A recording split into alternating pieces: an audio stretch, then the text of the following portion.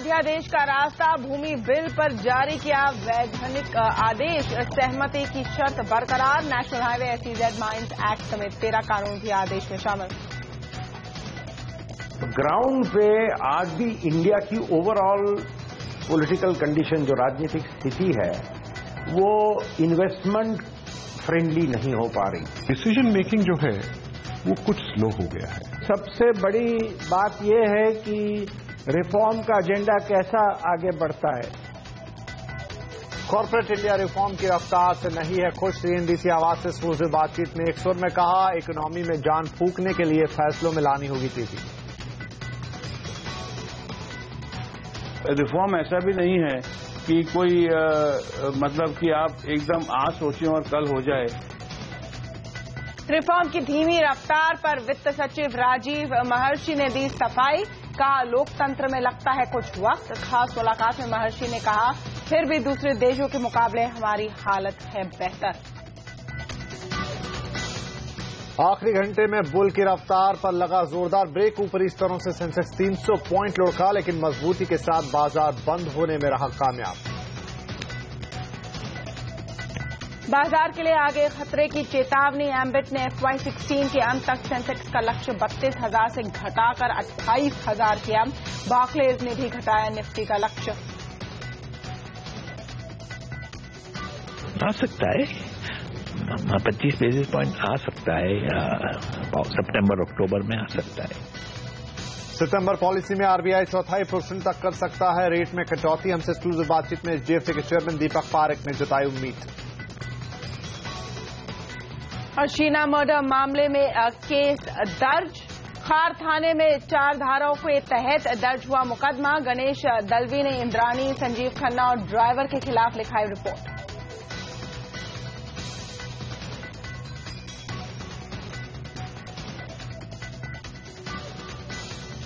नमस्कार, आप देख रहे हैं आवाज एट 9 और आपके साथ मैं हूं विपिन भट्ट। मैं हूं तमन्ना इनामदार दत्ता। ये देखते हैं आज की दूसरी टॉप हेडलाइन।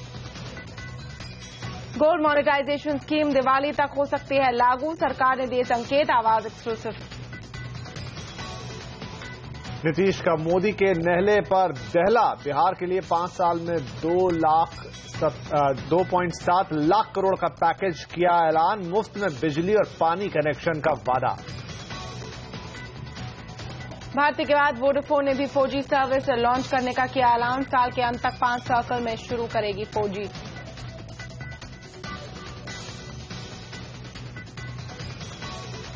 शुरू करते हैं CNBC आवाज की एक्सक्लूसिव खबर से। सरकार ने भूमि बिल पर स्टैच्यूटरी ऑर्डर यानी कि वैधानिक आदेश जारी कर दिया है। ये स्टैच्यूटरी ऑर्डर 31 अगस्त को खत्म हो रहे अध्यादेश की जगह लेगा। इसके लिए सरकार जल्द गैजेट नोटिफिकेशन जारी करेगी। इस पर खबर पर बात करने के लिए हमारे साथ जुड़ रहे हमारे संवाददाता लक्ष्मण रॉय, इसके अलावा अमर उजाला ग्रुप के एग्जीक्यूटिव एडिटर MK वेणु भी हमारे साथ हैं और फिक्की के पूर्व प्रेसिडेंट RV कनोरिया साहब भी हमारे साथ हैं। सागर एसोसिएट के सुनील जैन साहब भी हमारे साथ होंगे। लेकिन सबसे पहले हम चलेंगे, बात करेंगे अपने ब्यूरो चीफ लक्ष्मण रॉय से। लक्ष्मण, पहले तो बधाई कि आप ये खबर 2-3 दिन पहले ही ले आए थे, लेकिन अब एक तरह से इस पर मोहर लग गई है। सरकार ऑर्डिनेंस की जगह स्टैच्यूटरी ऑर्डर लेकर आई है भूमि अधिग्रहण बिल के लिए। तो क्या ये आदेश है और क्यों लाना पड़ा ये? देखिए, ये आदेश ये है कि अब कोई भी जमीन अधिग्रहण किया जाएगा, अगर वो जमीन अधिग्रहण SEZ के लिए किया जाता हो या फिर रेलवे के लिए किया जाता हो या फिर एटॉमिक एनर्जी के लिए किया जाता हो या फिर ऐसे तमाम 13 सेक्टर हैं उनके लिए अगर कोई जमीन अधिग्रहण किया जाता है तो जमीन मालिकों को, जमीन के आश्रितों को जो भी मुआवजा मिलेगा, जो भी पुनर्वास किया जाएगा, वो सारे पुनर्वास और मुआवजे का जो पैकेज होगा वो जमीन अधिग्रहण कानून 2013 तक के हिसाब से मिलेगा। पहले क्या था कि इन 13 एक्ट के तहत अगर जमीन अधिग्रहण किया जाता था तो उनके तहत जो मुआवजा पुनर्वास होता था उनकी व्यवस्था उस एक्ट में अपने आप की गई थी। अब सरकार ने वैधानिक आदेश जारी करते हुए ये कहा है कि अब 2013 कानून इन 13 एक्ट पर भी लागू होगा। इसके पीछे वजह यह थी, आदेश जारी करने के पीछे, कि सरकार ने 3 बार तो अध्यादेश ले आया। इस चौथी बार भी सरकार अध्यादेश लाने के मूड में तो थी, लेकिन 2 वजह थी जिसकी वजह से नहीं लाया। पहली वजह कि सरकार के पास कानूनी विकल्प था ही नहीं, कानूनी रास्ते बंद हो चुके थे, क्योंकि कोई भी संसद सत्र अगर चलता है तो आप अध्यादेश नहीं ला सकते हैं। मॉनसून सत्र अभी तक प्रोरोग नहीं किया गया है, ऐसे में आप अध्यादेश ला नहीं सकते हैं। तो आपके पास एक ही आदेश था, एक ही रास्ता था कि आप अध्यादेश को खत्म होने दो। तो सरकार ने अध्यादेश को खत्म होने दिया है, लेकिन सरकार ये बता सके कि हम अभी भी किसान हितैषी हैं, किसान विरोधी नहीं है। इसी वजह से उन 13 कानूनों के तहत भी जमीन अधिग्रहण करने पर किसानों को पर्याप्त मुआवजा मिले, इसलिए हमने उस 13 कानून को जमीन अधिग्रहण कानून के तहत शामिल कर लिया है और इसके लिए हमने वैधानिक आदेश जारी कर दिया है और इसको जल्द ही गजट नोटिफिकेशन मिल जाएगा।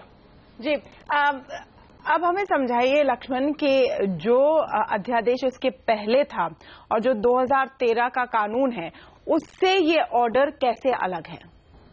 देखिए, ये बहुत ही अहम सवाल है। दरअसल 2013 में जो कानून कांग्रेस की अगुवाई वाली सरकार ने बनाई थी, उसमें नई सरकार ने, नरेंद्र मोदी सरकार ने उस कानून को खत्म करके जमीन अधिग्रहण कानून 2015 बनाने का प्रस्ताव रखा था। संसद से ये बिल पारित नहीं हो पाया तो सरकार ने 2015 के कानून के हिसाब से अध्यादेश ले आया। उस अध्यादेश में और 2013 के कानून में 9 अंतर थे, 9 बदलाव किए गए थे। लेकिन अब सरकार ने जो अध्यादेश वापस ले लिया है तो 9 में से 8 बदलाव खत्म हो गए, बंद हो गए, यानी जमीन अधिग्रहण कानून 2013 ही लागू होंगे। सिर्फ एक बदलाव हो गए।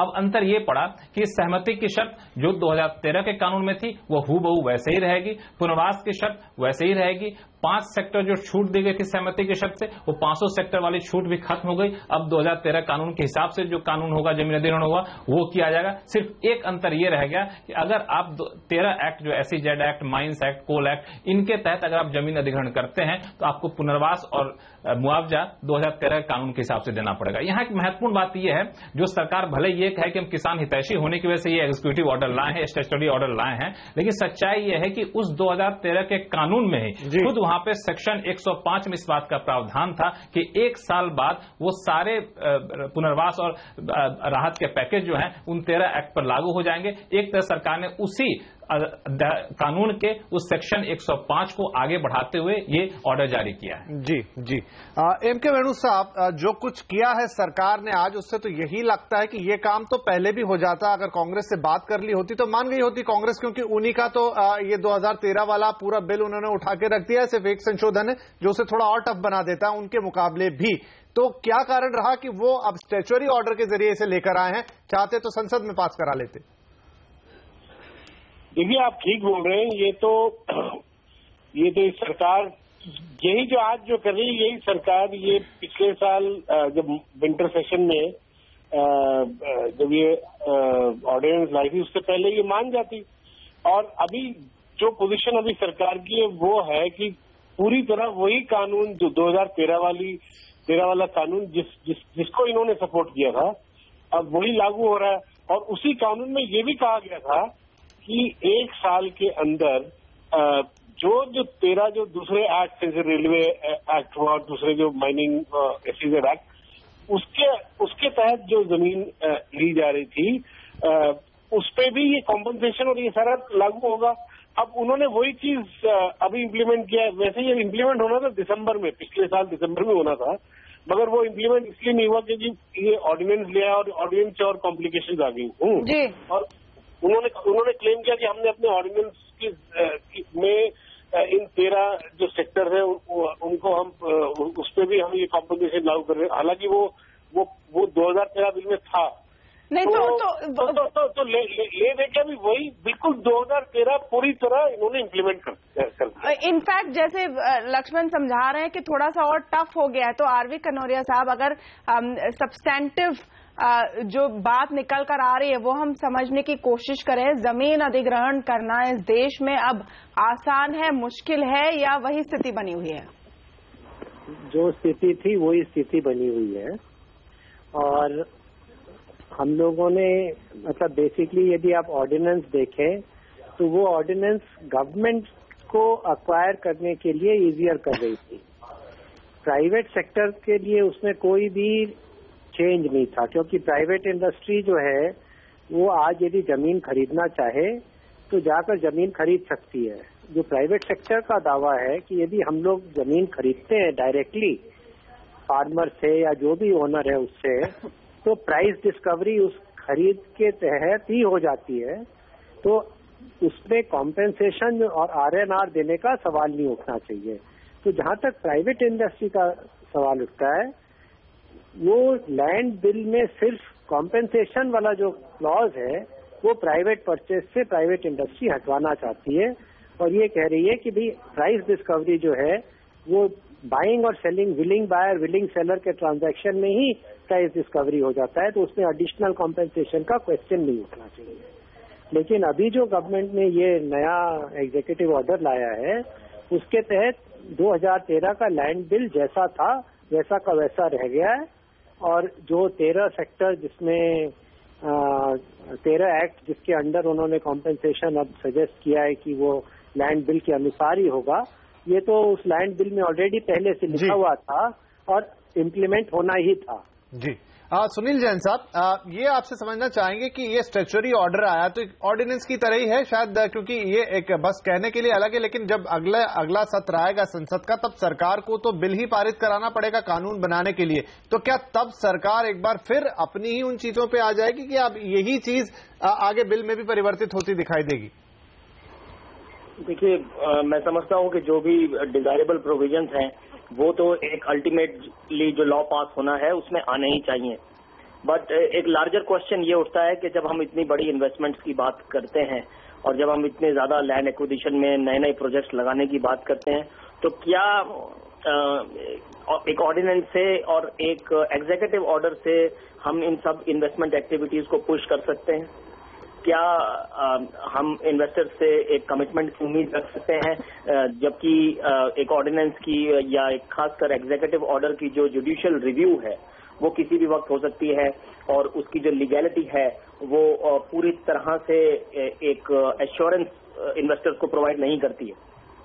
तो इस सब के चलते मैं समझता हूं कि सरकार का जो एक इंटेंट है वो जरूर रीस्टेट होता है, वो जरूर रीआइट्रेट होता है कि सरकार इसको लेके कितनी सीरियस है, मगर इन्वेस्टमेंट्स और एक्टिविटीज के बढ़ने के लिए निश्चित रूप से हमें ऑर्डिनेंस और एग्जीक्यूटिव ऑर्डर से आगे बढ़ते हुए एक बहुत ही की पॉइंट जो आपने रखा है सुनील जैन, और इसका फिर नेक्स्ट लॉजिकल सवाल यही है लक्ष्मण के इस एग्जीक्यूटिव ऑर्डर के बाद क्या होगा लैंड बिल का, क्योंकि ये एक स्टॉप कैप अरेंजमेंट है। देखिए, यहाँ पे जो कानूनी प्रावधान है उसके मुताबिक जो ऑर्डर जारी किए गए हैं उसको संसद सत्र जो अगला सत्र होगा उस सत्र में 30 दिन के लिए सदन के पास रखा जाएगा। 30 दिन के भीतर अगर किसी सदस्य ने ये कहा कि हम इस पर चर्चा कराना चाहते हैं तो सरकार चर्चा कराएगी। अगर 30 दिन के भीतर उस पर किसी ने आपत्ति नहीं उठाई तो वो ऑर्डर पास माना जाएगा, बिल का हिस्सा माना जाएगा। लेकिन मैं एक सवाल एमके वेणु साहब से समझना चाहूंगा कि अब उस बिल का क्या होगा जो जमीन अधिग्रहण बिल 2015 है, जो ज्वाइंट पार्लियामेंट्री कमेटी के समक्ष है, वो अपनी रिपोर्ट देने वाली है, तो सरकार क्या उसको पूरी तरह से छोड़ देगी या फिर उस बिल को लेकर के आएगी? भाई उसको तो अब वो वाला एक्सरसाइज जो है वो एक तरह से वो अब रिडंडेंट हो गया है, उसका कोई मतलब ही नहीं है, क्योंकि वो इनपुट वो तो कोई एक कॉम्प्रोमाइज सोल्यूशन के लिए वो सेलेक्ट कमिटी एक फाइंडिंग अपनी दे रही थी। अब कॉम्प्रोमाइज सोल्यूशन तो है नहीं। अब आप पूरी तरह 2013 वाली बिल पे एक्ट पे चले गए तो कोई कॉम्प्रोमाइज का तो अब कोई गुंजाइश नहीं है।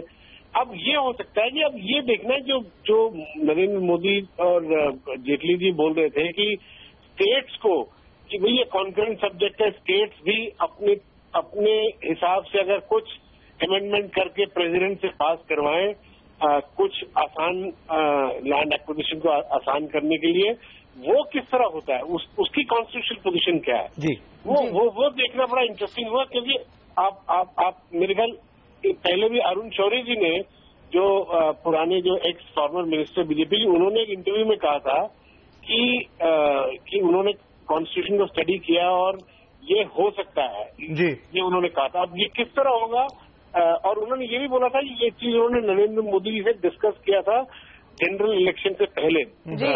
हाँ, नहीं तो जाहिर सी बात है वेणु के एक टेम्पररी मेजर ढूंढा गया है, क्योंकि ये लैप्स होना था अध्यादेश 31 अगस्त को, तो उसके पहले एक एग्जीक्यूटिव ऑर्डर आया है, कैसे तब्दील होगा आगे ये देखना होगा। बहुत बहुत शुक्रिया आप सबका हमारे साथ इस खास चर्चा में जुड़ने के लिए। लेकिन यहाँ पर तमन्ना ब्रेक लें उससे पहले अब चूंकि जो बात से निकल कर आ रहा है वो यही मुझे लग रहा है कि अब 2013 के बिल पे बात चलेगी, तो मुझे ये मेरे मन में सवाल आ रहा है कि अब पॉलिटिकल पार्टियां माइलेज क्या कल को कांग्रेस कहेगी कि लीजिए हमारी जीत हो गई, हमारी बात माननी पड़ी, झुकना पड़ा, तो बीजेपी के पास क्या जवाब होगा? ये सब कैसा सिनेरियो होगा? ये तो ड्रामा एक तरह से पॉलिटिकल ड्रामा चलेगा ही, लेकिन जो एक्चुअल प्लान नजर आ रहा है, और लक्ष्मण ने भी कई बार इसके बारे में बात की है कि लैंड को बेचने के जो रूल है वो राज्यों पर छोड़े जाने वाला है। यानी हर राज्य सरकार अपने हिसाब से तय करे कि कैसे लैंड एक्विजिशन करवाना है, और अंत में जाकर मेरे ख्याल से यही पर बात खत्म, उसी दिशा में जाता हुआ दिखाई दे रहा है। चलिए यहाँ पर वक्त हो गया छोटे से ब्रेक का, लेकिन ब्रेक के बाद अब हम रुक करेंगे बाजार का, जहां पर आज पहले तो बढ़त दिखाई दी लेकिन फिर वो आखिरी घंटों में हो गई हवा। साथ ही जानेंगे रिफॉर्म पर दिग्गज क्या राय रखते हैं।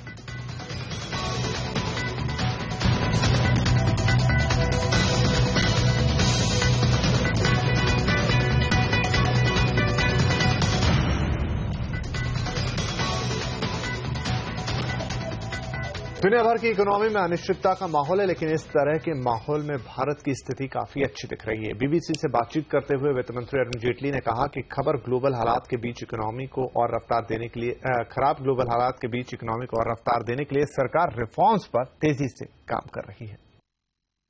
Government has been functioning in an environment where globally at least the environment is not very supportive at the moment. Notwithstanding the constraints, Prime Minister Modi's government, almost by the day, is continuing to move and reform in the right direction. And slowly but surely the results of which are also showing.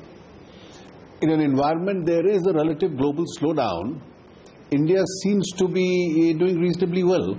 We finished last year with 7.3% growth rate. We'll probably finish this year with a slightly better growth rate than that. And next year hopefully will be a little better.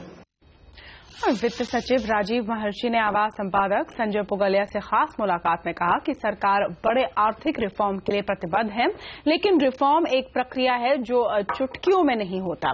लोकतांत्रिक प्रक्रियाओं को ध्यान में रखकर reform किए जाते हैं। एक चर्चा ये करना चाहूंगा सर आपके साथ कि अभी जो आरबीआई की ताजा रिपोर्ट है वो कुल मिला के ये कह रही है कि रिफॉर्म कोई अंधेरे में तीर मारने जैसा काम नहीं है, एक कॉम्प्रिहेंसिव और डिसाइसिव कदम उठने की जरूरत है। आपको लगता है कि उनका ये क्रिटिसिज्म जो है ये वैलिड है, सही है, और तेजी से कुछ बड़े रिफॉर्म जो अटके हुए हैं उनमें काम करने की जरूरत है। एक प्रकार से आरबीआई ये कह रहा है कि अब आप हमको रेट कट करने के पहले अपने तरफ देखिए कि आपको क्या क्या कदम उठाने हैं। दिल्ली के लिए मैसेज है। देखिए ऐसा है कि मैं इस बात से सहमत हूं कि कोई जो इकोनॉमिक पॉलिसी है, रिफॉर्म है, वो अंधेरे में तीर मारने के समान नहीं है, और ना मैं समझता हूँ ऐसा कोई सरकार ये सरकार कर रही है। बिल्कुल ऐसा कोई सोचता है या ऐसा कोई हिंट करता है तो बिल्कुल कतई गलत है वो बात। ये बात भी मैं मानता हूँ कि इसमें विभिन्न अलग अलग कदम उठाने पड़ेंगे। रघुराम राजन साहब की खुद की एक रिपोर्ट है 100 स्मॉल स्टेप्स, जिसमें अन्य रिफॉर्म्स के अलावा पीडीए में रिफॉर्म के बारे में भी बताया गया है। तो वास्तव में उस रिपोर्ट को भी हम पढ़ते रहते हैं, और उस रिपोर्ट में जो रिकमेंडेशंस हैं 100 स्मॉल स्टेप्स के, उनकी कंप्लायंस का भी हम प्रयास करते रहते हैं। लेकिन कोई रिफॉर्म ऐसा भी नहीं है कि कोई मतलब कि आप एकदम आज सोचें और कल हो जाए। इसमें कंसल्टेशन भी करना पड़ता है, पब्लिक ओपिनियन भी लेनी पड़ती है, पार्लियामेंट की राय भी लेनी पड़ती है। तो एक डेमोक्रेटिक कंट्री है, डेमोक्रेटिक प्रोसेस से ही रिफॉर्म हो सकता है। सरकार जो भी दावे कर रही हो, लेकिन रिफॉर्म की रफ्तार को लेकर कॉर्पोरेट इंडिया थोड़ा बेचैन जरूर दिख रहा है। उनके मुताबिक रिफॉर्म की रफ्तार बढ़ाने की जरूरत है। इकोनॉमी इंप्रूव हो रही है। मैं समझता हूं कि ग्रोथ एक्सेलरेशन थोड़ा आएगा आते क्वार्टर्स में, लेकिन सबसे बड़ी बात यह है कि रिफॉर्म का एजेंडा कैसा आगे बढ़ता है। खास करके जो जीएसटी का कॉन्स्टिट्यूशनल अमेंडमेंट जो पास हो जाए तो मैं समझता हूं कि डिमांड की बढ़ोतरी बहुत हो सकती है।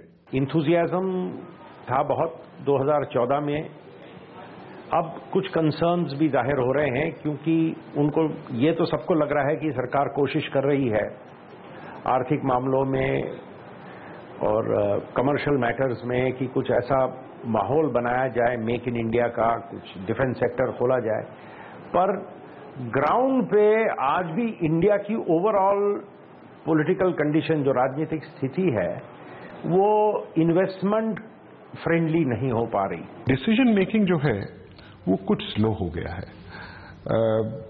मिनिस्टर ब्यूरोक्रेट्स जो हैं वो डिसीजंस ले नहीं रहे हैं, क्योंकि उन्हें सीवीसी और ये पीआईएल और ये सब से डर लगता है।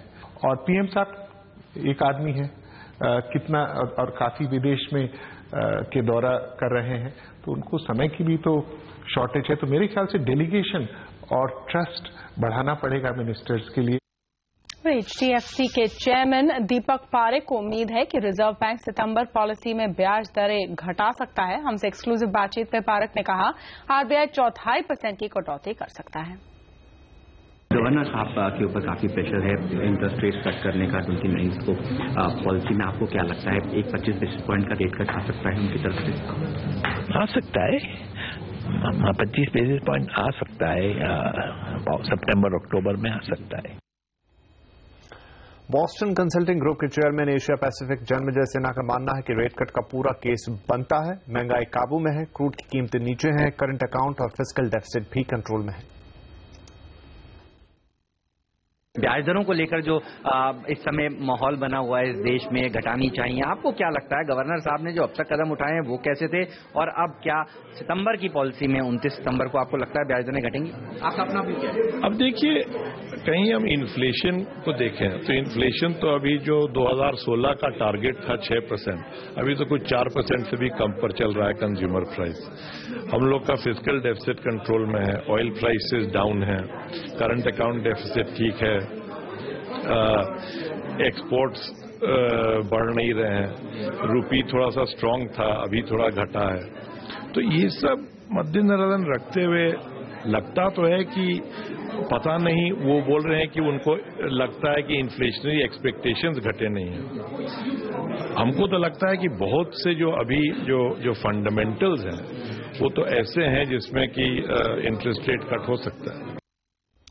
टाटा ट्रस्ट के मेंबर कृष्ण कुमार का कहना है कि भारत को चीन में आ रहे स्लोडाउन का फायदा उठाना चाहिए। सीएनबीसी टीवी 18 की मैनेजिंग एडिटर शिरीन भावन से खास बातचीत में कृष्ण कुमार ने भारत को चीन की गलतियों से सीखने की भी सलाह दी।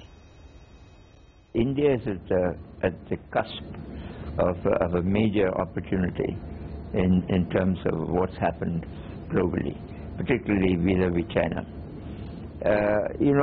We need to ask and find out what are the reasons for the success of the Chinese model, what are the challenges and problems that they've had, what led to the current crisis, and what is the learning for India in that entire experience.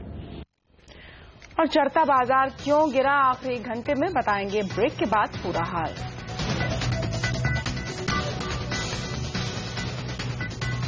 अब बाजार को लेकर किसने बजा दी है खतरे की घंटी, ये भी सुनिए आगे।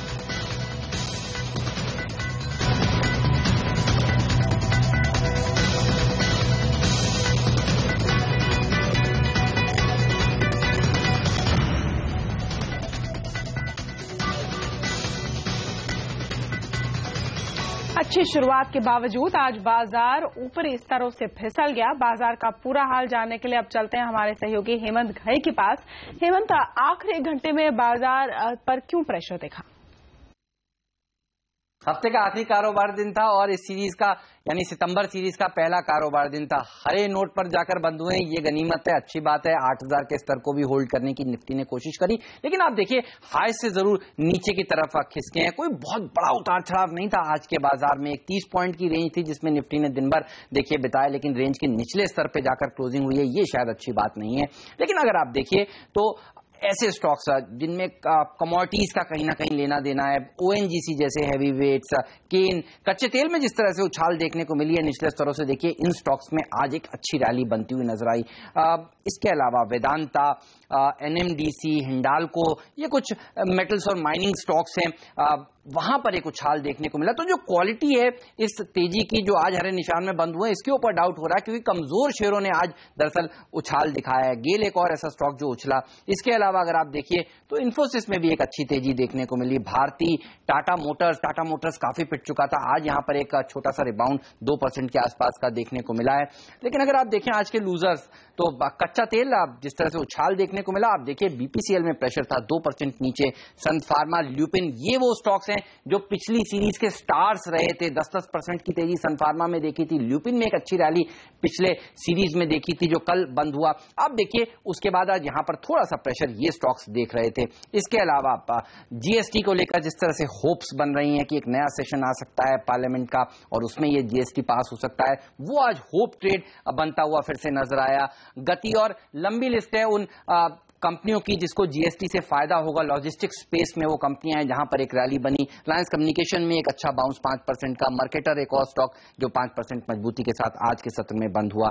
लेकिन आप देखिए India bulls real estate, HDIL के लिए कोई होप्स नहीं। हमने देखा था एक शॉर्ट कवरिंग मूव्स के चलते कल के सत्र में इन्होंने एक अच्छा उछाल दिखाया था, लेकिन आज देखिए फिर से उछाल के बाद बिकवाली। एचडीआईएल 5% नीचे, इंडिया बुल्स रियल एस्टेट 5% नीचे, जीएमआर इंफ्रा, ये तमाम वो पॉकेट्स हैं जहां पर एक अच्छी बढ़त कल के सेशन में देखने को थी, लेकिन आज फिर से इनके लिए दिन काफी मुश्किल भरा रहा। इधर दिग्गज इन्वेस्टमेंट बैंकर एम्बिट और बार्कलेज ने भारतीय इकोनॉमी और बाजार को लेकर चिंता जताई है। उनके मुताबिक भारत में चीन का संकट भारी पड़ सकता है और इसका असर ग्रोथ पर दिखेगा। इन दोनों की रिपोर्ट पर बात करने के लिए अब हमारे साथ हैं हेमंत बने हुए हैं और साथ में जुड़ रही है नियति भी। हेमंत, आपसे ये जानना चाहेंगे कि क्या कहा गया इन रिपोर्ट्स में, क्या डिटेल है, ऐसी क्या चिंताएं जाहिर की गई हैं? या दोनों ही तरह के ब्रोकिंग हाउसेस, चाहे वो विदेशी हों या फिर घरेलू इन्फ्लुएंशियल ब्रोकरेज हाउसेस जो हैं, वो सेंसेक्स और निफ्टी के जो लक्ष्य थे उनको अब आप देखिए घटा रहे हैं। जब बाजार अच्छा प्रदर्शन दिखा रहा था तब हम देख रहे थे एक के बाद एक बड़े लेवल्स देखने को मिल रहे थे इन ब्रोकरेज हाउसेस की तरफ से, लेकिन जिस तरह से तेज गिरावट देखने को मिली, ग्लोबल अनिश्चितताएं देखने को मिली हैं, अर्निंग्स को लेकर चिंताएं, अब आप देखिए एक के बाद एक नीचे के लक्ष्य आ रहे हैं। बार्कलेज ये ओवरवेट तो जरूर है इस समय भारत पर, लेकिन ये कह रहे हैं कि डिमांड में भी दरअसल रिकवरी नहीं देखने को मिल रही है।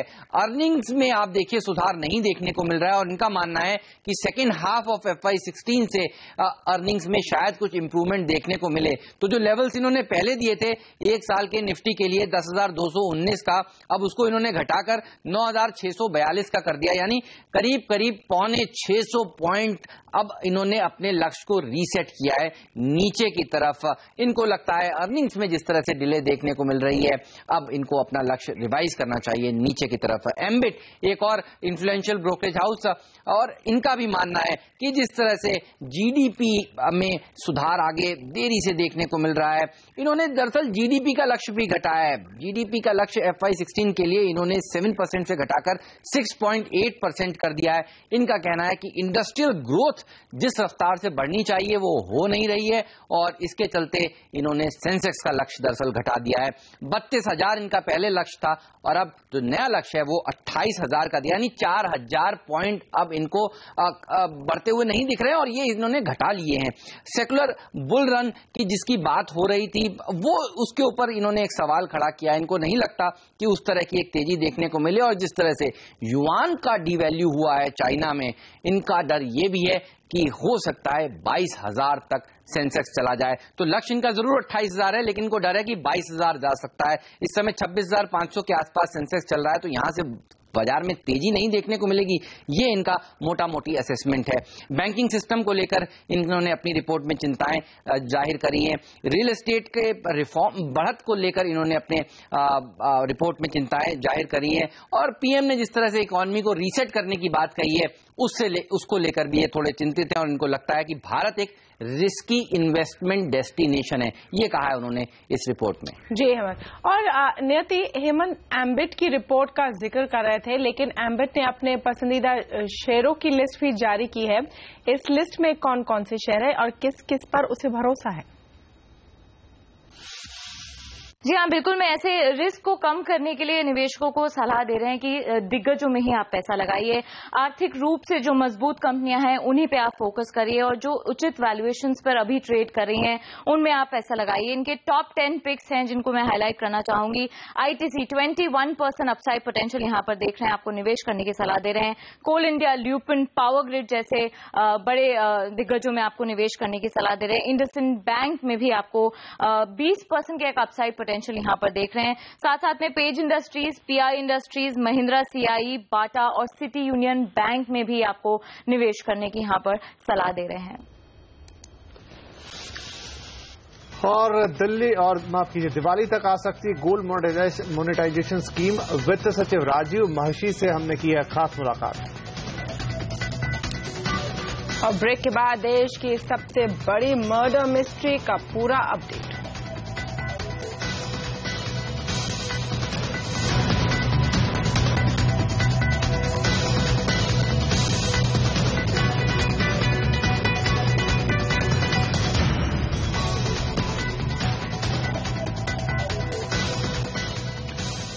सरकार गोल्ड मोनेटाइजेशन स्कीम दिवाली के मौके पर लॉन्च कर सकती है। सीएनबीसी आवाज संपादक संजय पुगलिया से खास मुलाकात में वित्त सचिव राजीव महर्षि ने इस बात के संकेत दिए हैं। गोल्ड मोनेटाइजेशन स्कीम को लागू करने की तारीख क्या दिवाली का शुभ मुहूर्त होगा? आपके मुंह में घी शक्कर, अगर लक्ष्मी जी की कृपा रही तो दिवाली तक इसका प्रारंभ करने का प्रयास पूरा किया जा रहा है। और मैं समझता हूं कि जैसे मैंने कहा कि लक्ष्मी कृपा रही तो प्रारंभ दिवाली तक इसका हो जाएगा। मुंबई के खार पुलिस थाने में शीना मर्डर मामले में केस दर्ज कर लिया गया है। खबरों के मुताबिक 25 अगस्त को इंद्राणी, संजीव खन्ना और ड्राइवर श्याम पर केस दर्ज कराया था। एफआईआर 4 धाराओं में लिखी गई है। एफआईआर के मुताबिक 24 अप्रैल 2012 को शीना बोरा की हत्या हुई थी। इससे पहले शाम को पीटर मुखर्जी अपने वकील के साथ खार पुलिस थाने पहुंचे थे। हालांकि पुलिस ने उनका लिखित बयान खारिज कर दिया है। बताया जा रहा है कि पीटर मुखर्जी को फिर थाने बुलाया जाएगा।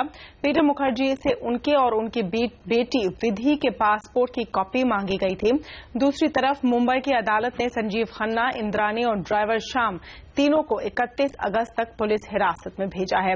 कल ही पुलिस संजीव को ट्रांजिट रिमांड पर कोलकाता से लेकर मुंबई आई थी। और रुपया गिरना क्यों बना टूरिज्म के लिए अच्छी खबर।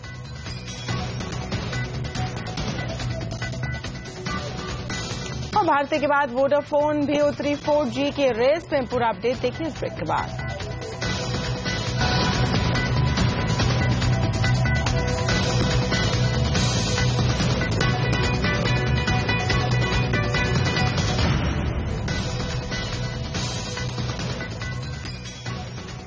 डॉलर के मुकाबले कमजोर होते रुपए ने बाजार को भले सरदर्द दिया हो, लेकिन टूरिज्म सेक्टर इसे अच्छी खबर के रूप में देख रहा है।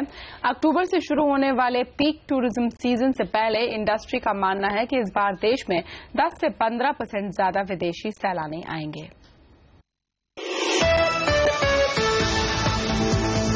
सैन फ्रांसिस्को से आई स्कॉटनी इस बार भारत में ज्यादा समय तक रुकने का इरादा बना रही हैं। डॉलर के मुकाबले कमजोर रुपए की वजह से उनके जैसे विदेशी सैलानियों के लिए भारत में घूमना फिरना और शॉपिंग पहले से सस्ती हो गई है।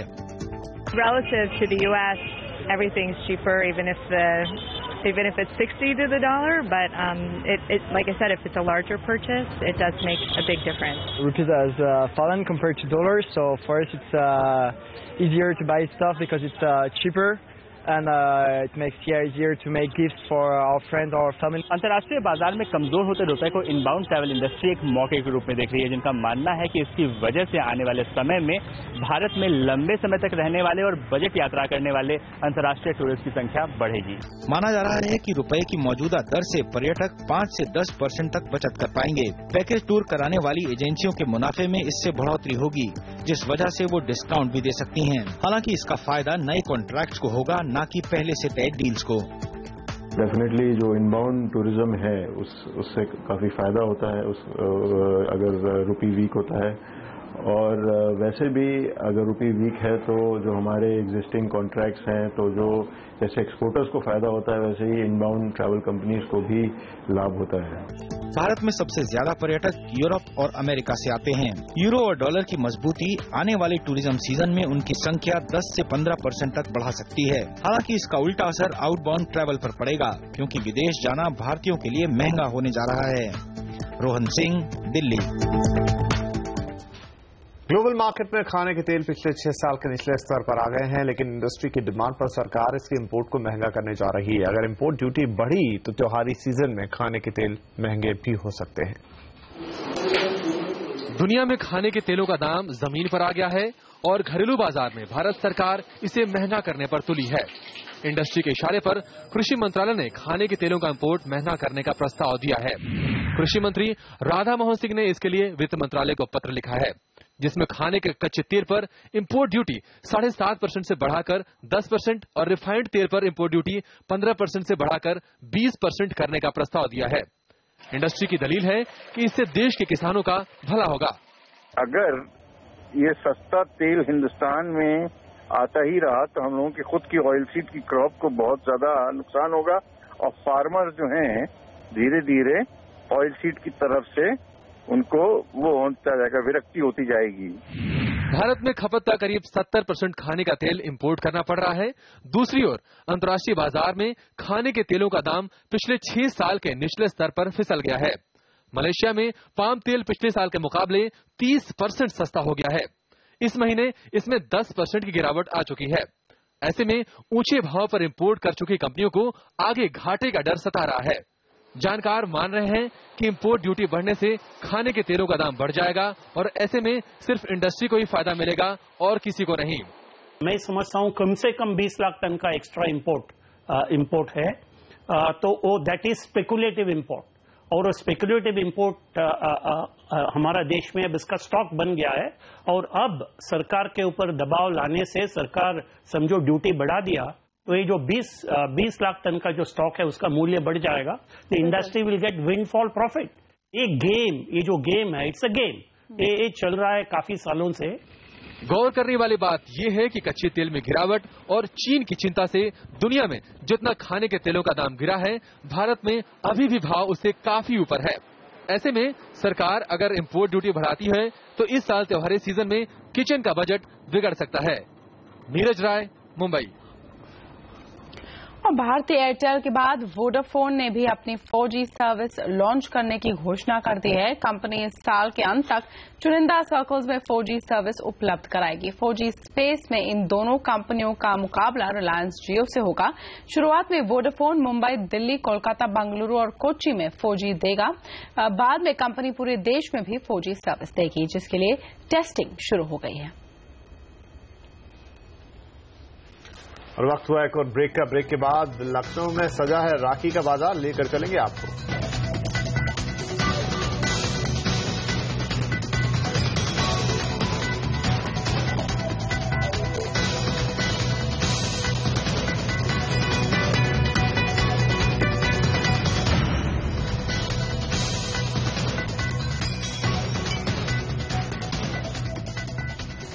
राखी के मौके पर लखनऊ में इन दिनों नए ट्रेंड की डिजाइनर राखियां खूब पसंद की जा रही है। रत्न वाली राखियां ज्यादा पसंद की जा रही हैं। बहनें दाम की परवाह किए बिना अपने भाइयों के लिए राखियों को खूब खरीद भी रही हैं।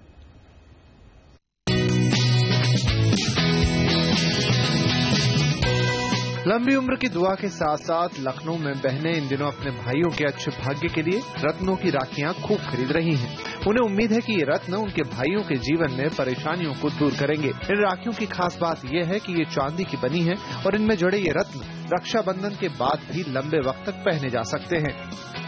हर बार हम धागे से लेके सोने चांदी तक की राखियां तो लेते आए हैं। इस बार हमने रत्न वाली राखी ली है, जिससे हमारे भाई की मतलब नक्शत भी सही होंगे और परेशानियां भी दूर होंगी। इन राखियों को ब्रेसलेट, लॉकेट या अंगूठी में भी पहना जा सकता है। हालांकि इन राखियों के दाम आम राखियों से काफी ज्यादा हैं।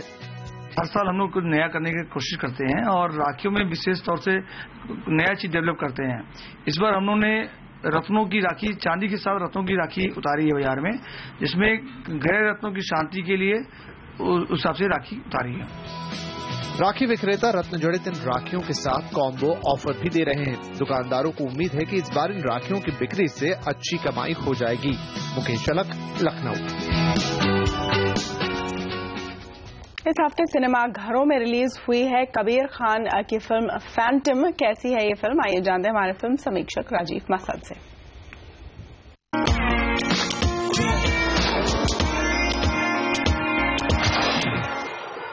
कबीर खान की फैंटम वही बात दोहराती है जो पहले आई फिल्में डी डे और बेबी ने भी कहा था। एक सीधा संदेश कि शायद टेरर अटैक्स पर इंडिया को और गंभीर कदम उठाने की जरूरत है। अमेरिका के हाथों अबोटाबाद वाले उस ऑपरेशन का जिक्र करते हुए हमें ये याद दिलाया जाता है कि हम सिर्फ क्रिकेट खेलना बंद कर देते हैं। काश ये सच होता। ऐसी फैंटेसी पर आधारित फैंटम इंडिया के रिसर्च एंड एनालिसिस विंग यानी कि रॉ के एक ऐसे मिशन को दिखाता है जिसमें 26/11 हमले के गुनहगारों को सजा देने का मास्टर प्लान बनाया जाता है, जिसके मुताबिक एक सैनिक को अंडरकवर भेजा जाता है। हाँ, आपने सही सुना, एक सिंगल सैनिक। अमेरिका ने करीब 2 दर्जन navy seals Osama bin Laden को मार गिराने के लिए भेजे थे, लेकिन हम सिर्फ सैफ अली खान को भेजते हैं। लंदन से शिकागो, बेरूट से सीरिया और आखिर में पाकिस्तान। मुझे उसकी मर्डर में क्यों इन्वॉल्व किया? सैफ का मिशन है लश्कर ए तैयबा के कमांडर का और आतंक के मास्टरमाइंड्स का अंत। हाँ, सैफ अकेले नहीं है इस मिशन पर। सैफ के साथ खूबसूरत कटरीना कैफ हैं, जो एक सिक्योरिटी एनालिस्ट के रोल में हैं और वो सैफ की मदद करती है। मुझे उसे मारने का एक मौका मिला था जो मैं नहीं जाने दे सकता था, no matter what the cost.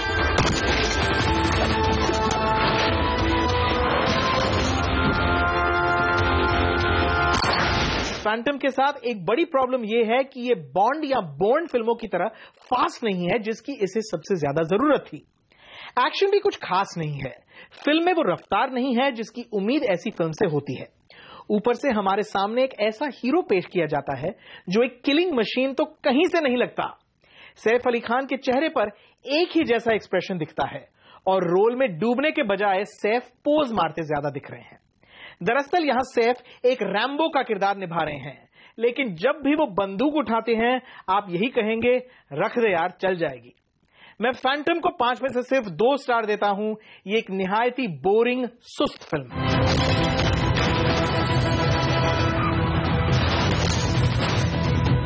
America ने ओसामा को अंदर घुस के मारा था, तो ये काम हम क्यों नहीं कर सकते?